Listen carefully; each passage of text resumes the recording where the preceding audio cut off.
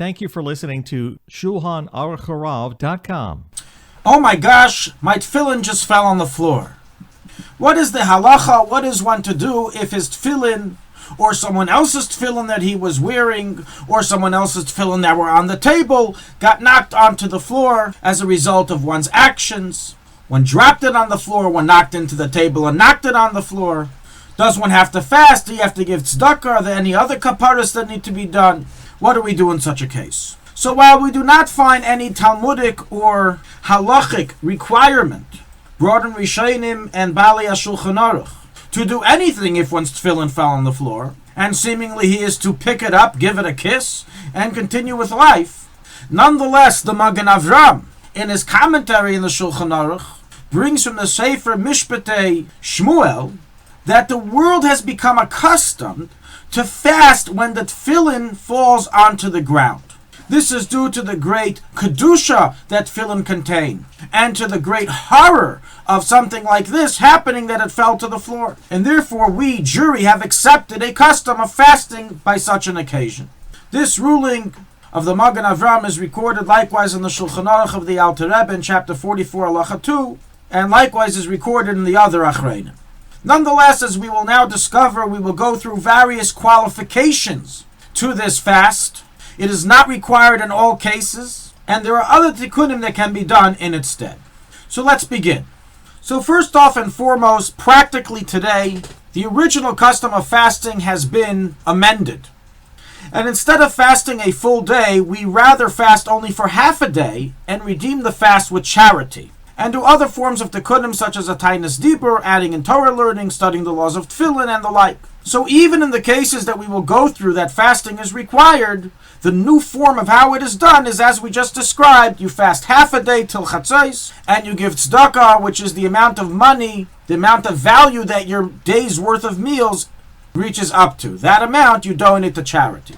That's considered a pidyon tainas, in addition to the half-day fast. The poskim write that if it happened that you did not yet eat or drink that day when the tefillin fell on the floor, then you can continue fasting until chatzos and have it count. In other words, you don't have to accept the fast the day before. You can do it spontaneously the same day that it occurred if you haven't yet eaten or drank. When you're fasting half a day, if you're davening mincha before you break your fast, such as right after chatzos, 6.5 hours into the day, then you should say anenu by mincha, as is normally done. So now let's discuss the cases in which this half-day fast and redemption of charity is required, and which cases it is not required. So while all cases of the tefillin falling on the floor is unfortunate and upsetting, only certain cases require fasting. And all in all, 4 conditions must be fulfilled in order for you to need to do the half-day fast. Number 1, that the tefillin fell onto the actual floor, as opposed to it falling onto a rug or chair or table, in which case only charity is required to be given and you don't have to fast. Condition number 2, the tefillin personally fell from your hands or as a result of your actions, such as you knocked them off the table, as opposed to if you merely witnessed the tefillin fall, even if it's your own tefillin. So if somebody dropped your tefillin on the floor, you do not have to fast at all. Nonetheless, if you saw this happen, you should give money to charity. If you didn't see it happen, and you were told about it afterwards, and you don't even have to give money to charity as a tikkun. However, the person who dropped it, even though it's not his tefillin, he would have to do the half-day fast. Our third condition is that the actual bias of the tefillin touch the ground, whether the top, the side, the bottom, by the titura, the mabarta, as opposed to if the bias fell while it's in its cover.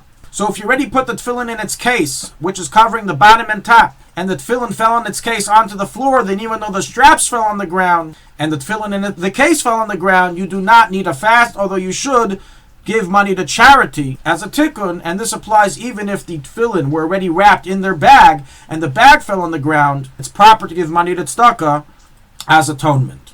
Condition number 4 is that the tefillin must be kosher and have been used once before for the mitzvah, as opposed to puzzled tefillin or new tefillin, which have never been worn, in which case you do not have to fast even half a day if they fall on the floor. So if a sefer accidentally knocked the bias onto the floor after he removed the parshas from them, he would not have to fast even half a day, although should give money to tzedakah. If all 4 conditions have been fulfilled, meaning the tefillin fell on the actual ground while the bias was uncovered and it fell personally from your hands as a result of your actions, and the tefillin are kosher, then when it's to fast, the half-day fast that we mentioned with the redemption of charity, Irrelevant if this is the Tefillin Shel Reish that fell or Tefillin Shel Yad that fell, and irrelevant if whether this is the Tefillin of Rashi or Tefillin of Rabbeinu Tam that fell on the ground. In all these cases, you should fast a half day and give charity as atonement.